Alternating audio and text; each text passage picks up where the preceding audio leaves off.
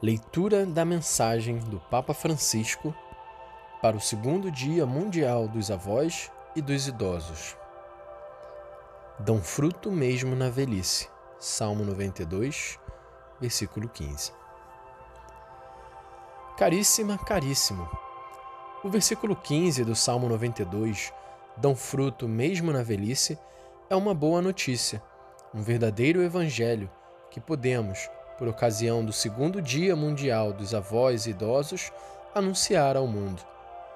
O mesmo vai contra a corrente relativamente àquilo que o mundo pensa desta idade da vida e também ao comportamento resignado de alguns de nós, idosos, que caminhamos com pouca esperança e sem nada mais esperar do futuro. Muitas pessoas têm medo da velhice. Consideram-na uma espécie de doença, com a qual é melhor evitar qualquer tipo de contato.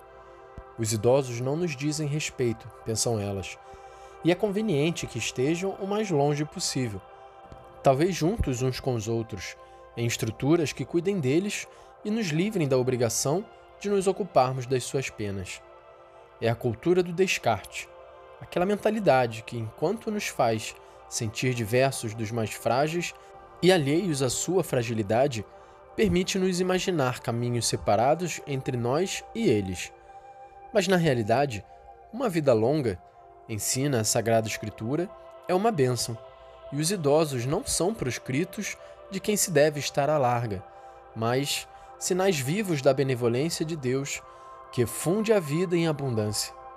Bendita a casa que guarda um ancião, bendita a família que honra os seus avós.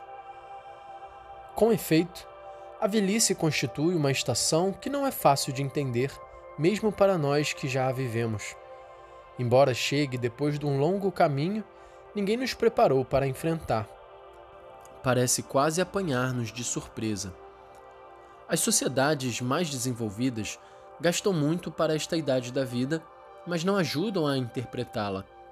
Proporcionam planos de assistência, mas não projetos de existência. Por isso, é difícil olhar para o futuro e individuar um horizonte para onde tender. Por um lado, somos tentados a exorcizar a velhice, escondendo as rugas e fingindo ser sempre jovens. Por outro, parece que nada mais se possa fazer senão viver desiludidos, resignados a não ter mais frutos para dar. O fim da atividade laboral e os filhos já autônomos fazem esmorecer os motivos pelos quais gastamos muitas das nossas energias. A consistência de que as forças declinam ou o aparecimento de uma doença podem pôr em crise as nossas certezas. O mundo, com seus ritmos acelerados, que sentimos dificuldade em acompanhar, parece não nos deixar alternativa, levando-nos a interiorizar a ideia do descarte. Assim, se eleva para o céu esta súplica do Salmo: não me rejeites no tempo da velhice, não me abandones quando já não tiver forças. Mas o mesmo Salmo, que repassa a presença do Senhor nas diversas estações da existência, convida-nos a continuar a esperar. Chegada a velhice e os cabelos brancos, o Senhor continuará a dar-nos a vida e não deixará que sejamos oprimidos pelo mal. Confiando nele, encontraremos a força para multiplicar o louvor e descobriremos que envelhecer não é apenas a deterioração natural do corpo ou a passagem inevitável do tempo, mas também o dom de uma vida longa. Envelhecer não é uma condenação, mas uma bênção. Por isso, devemos vigiar sobre nós mesmos e aprender a viver uma velhice ativa, inclusive do ponto de vista espiritual, cultivando a nossa vida interior através da leitura assídua da Palavra de Deus, da oração diária, do recurso habitual aos sacramentos e da participação na liturgia. E a par da relação com Deus, cultivemos as relações com os outros. Antes de mais nada, com a família, os filhos, os netos, a quem havemos de oferecer o nosso afeto cheio de solicitude, bem como as pessoas pobres e atribuladas, das quais nos façamos próximos com a ajuda concreta e a oração. Tudo isto ajudará a não nos sentirmos meros espectadores no teatro do mundo, não nos limitarmos a olhar da sacada a ficar à janela. Ao contrário, apurando os nossos sentidos para reconhecerem a presença do Senhor, seremos como uma oliveira verdejante na casa de Deus. Poderemos ser uma bênção para quem vive junto de nós. A velhice não é um tempo inútil, no qual a pessoa deve pôr-se de lado, recolhendo os remos para dentro do barco, mas uma estação para continuar a dar fruto. Há uma nova missão que nos espera, convida-nos a voltar os olhos para o futuro.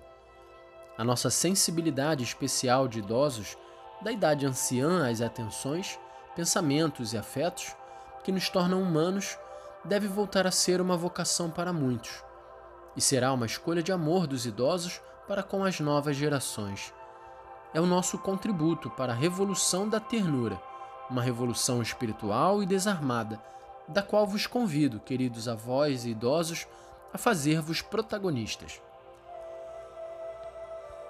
O mundo vive um período de dura provação, marcado primeiro pela tempestade inesperada e furiosa da pandemia, depois por uma guerra que fere a paz e o desenvolvimento à escala mundial.